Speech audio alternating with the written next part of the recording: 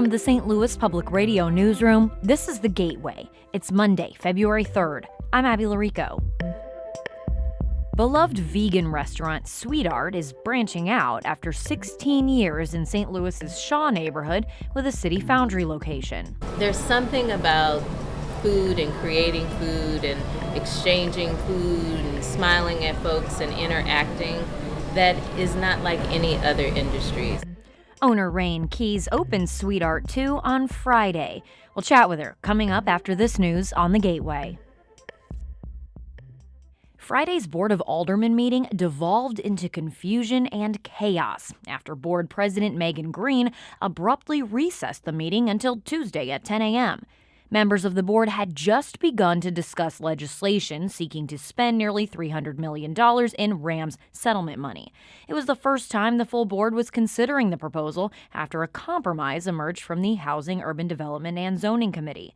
Greene says she cut debate because of procedural motions she says were meant to bring dysfunction. It's very clear to me that there has to be conversations that take place amongst board members and for cooler heads to prevail if we're to get anywhere in this debate. During the meeting, aldermen had revived a competing proposal to spend the money. After the meeting, Board President Greene accused her colleagues of being drunk. St. Louis Public Radio's Jason Rosenbaum has more on the fallout. Greene wrote on Facebook Saturday that members of the board may have been consuming alcohol during a contentious Friday meeting over the Rams settlement. She singled out Alderman Joe Vollmer, who strenuously denied drinking anything but coffee during the debate. This is a mark on my record that, she's put in print. Greene ultimately apologized in a letter to Vollmer and deleted Facebook references to aldermanic inebriation. Vollmer and other Greene critics say her social media comments increase the chances that aldermen will only spend some of the money on water infrastructure repairs and keep the rest of the Rams money in the bank. I'm Jason Rosenbaum, St. Louis Public Radio. Missouri Republicans picked former Lieutenant Governor Peter Kinder to be their next chairman. Members of the Missouri GOP Central Committee on Saturday chose Kinder over former State Senator Bill Eigel. Kinder will lead a party that is in control of every statewide office and holds commanding majorities in the General Assembly. But he will also be tasked with tamping down factionalism within the party. Eigel, in particular, was popular among some voters who felt Republican leaders were too willing to compromise with Democrats on key issues. Republican committee members also chose Columbia lawyer Jennifer Bukowski as the party's vice chairwoman. A three-time candidate for St. Louis mayor says his consistent message of change and competence will be enough to reach the April general election. St. Louis Public Radio's Rachel Lippman has more from Andrew Jones's appearance on Politically Speaking. Jones is a retired utility executive who ran unsuccessfully for mayor in both 2017 and 2021. He was also the Republican candidate in the 1st Congressional District last year. Jones is focusing once again on his experience as a businessman who can bring economic development to the city and his support for the police, and he says his message is getting through. When we talk to the people, they're saying they want change. And if they want change, you only have one option because all three are involved with the city. Jones faces incumbent Tashara Jones, 8th Ward Alderwoman Kara Spencer, and Recorder of Deeds Michael Butler in the March primary. The top two vote-getters advance to the general election. I'm Rachel Lippman, St. Louis Public Radio. You can find that interview with incumbent Mayor Jones on our website, STLPR.org. We'll be speaking with Spencer and Butler in the coming days. The International Institute of St. Louis has temporarily furloughed 60% of its staff and paused preparation for the popular Festival of Nations. The decision comes after uncertainty over federal funding following the Trump administration's executive orders to overhaul the immigration system and federal grant programs. Trump rescinded the orders last week, but funding hasn't been stabilized yet, according to a spokesperson for the institute. The International Institute, which provides critical immigration and resettlement services, says its doors are still open, but leaders are having to make tough decisions about the services they offer. Some in the St. Louis region took to the streets over the weekend to oppose the Trump administration's efforts to detain and deport people without legal status. St. Louis Public Radio's Brian Munoz reports. Say it loud, say it clear, The beating of drums, chants, and cheers echoed as roughly 1,000 people protested Trump's immigration policies on Saturday. Some community activists question whether now is the best time for such protests, citing concerns over what they see as an increased federal immigration enforcement presence in the region. Miguel Marquez is the 57-year-old St. Louis resident. He says that increased presence has been on his mind, but it didn't stop him from marching. Marquez says, "I have to come out despite being afraid. We have to defend our rights." The U.S. Department of Immigration and Customs Enforcement did not immediately respond to requests for details related to its St. Louis area operation. I'm Brian Munoz, St. Louis Public Radio. U.S. Immigration and Customs Enforcement agents detained 3 employees at an O'Fallon, Missouri restaurant last week, according to the St. Louis Post-Dispatch. The detained workers at El Maguey Mexican restaurant were given court dates and released when the federal agency found none had criminal records. Some local advocates believe the ramping up of federal immigration enforcement efforts has also been seen throughout the St. Louis region. The U.S. Department of Homeland Security did not immediately respond to requests for comment on details related to its St. Louis area operation.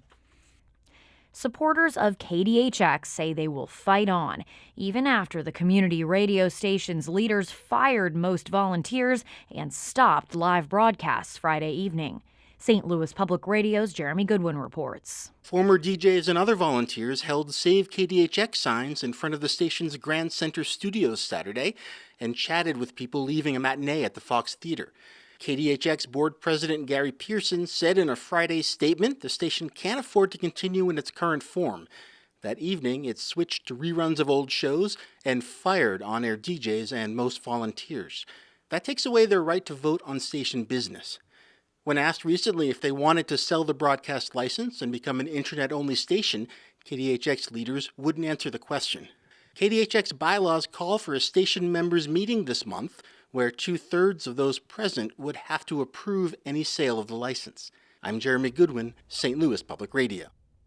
Some local restaurant favorites have already expanded in 2025, while others shrank their offerings in the last month.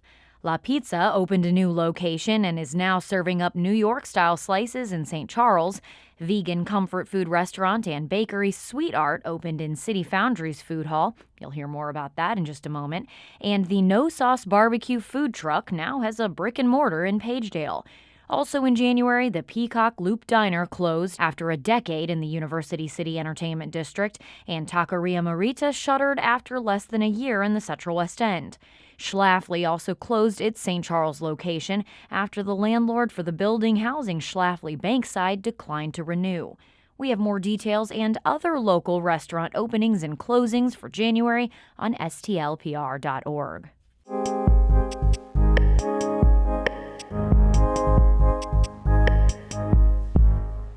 The decadent sweets, succulent chicken, and juicy burgers from SweetArt have had St. Louis diners saying, "I can't believe this is vegan," since 2008.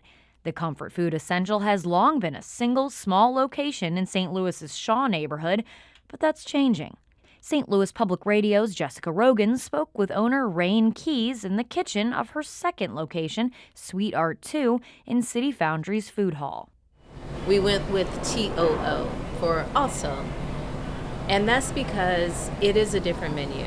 Reine Keis says that means mini versions of SweetArt favorites. And that's because I want to get the people who are plant-based curious. You know, some people just still think vegan food is horrendous and nasty, even at 2025. So I wanted to have something that was smaller and approachable for those who are plant-based curious to say, hey, let me see what this is about. It's at a price point that's a little bit lower than some of the main meals here, obviously. In the 16 years Keis has run SweetArt, she's seen people open their minds and mouths to her food. There is this belief that plant-based food is something that white people do, but it's actually huge among Black people in the Black community. A lot of my customers are Black, and they are vegan, or they're mostly vegan, flexitarian.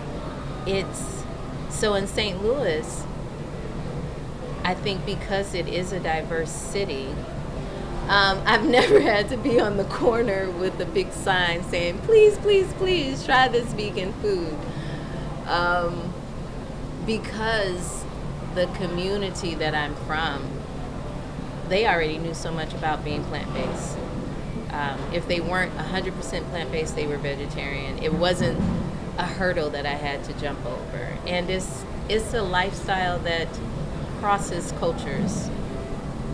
And St. Louis, in its diversity, has many cultures that resonate towards the plant-based diet. Keis didn't set out to open a second location and said no when City Foundry first opened. But she'd visit and notice it didn't have many vegan options. So she changed her mind. But I had always been told, so I'm gonna be real honest, I had always been told, like, by strangers and, like, people who are seers and, like, you know, mystics, I would say, they would just come up to me and say, you're supposed to have multiple locations of the thing that you do. And they don't know me. And I was like, who are these crazy? Why do I attract the crazies? But I believed them. And I knew somewhere I needed to do it. And so here we go. Opening the stall hasn't been entirely smooth, but the ups and downs have helped Keis appreciate what she's doing with her life. I love when someone comes up and they're having a miserable day and you can just tell. And then you say, here's a cookie. And whoever did it, we don't like them either. And they just smile and you make their whole day better. You probably can't do that in an office setting. There's something about food and creating food and exchanging food and smiling at folks and interacting that is not like any other industry. So I can't say it's been fun. It has been eye-opening. And really the eye-opening part is that I'm committed to the industry. With SweetArt 2, Keis hopes to build another place to meet people, to serve them delicious food, and to grow. I'm Jessica Rogen, St. Louis Public Radio. Our Jonathan Ahl edited that piece. For more from Reine Keis, including her plans to move the original location of SweetArt to Midtown, visit STLPR.org. The Gateway is a production of St. Louis Public Radio, a listener-supported service of the University of Missouri-St. Louis. Theme music by Ryan McNeely of Adult Fur. I'm Abby Larico, and from the St. Louis Public Radio newsroom, this has been The Gateway.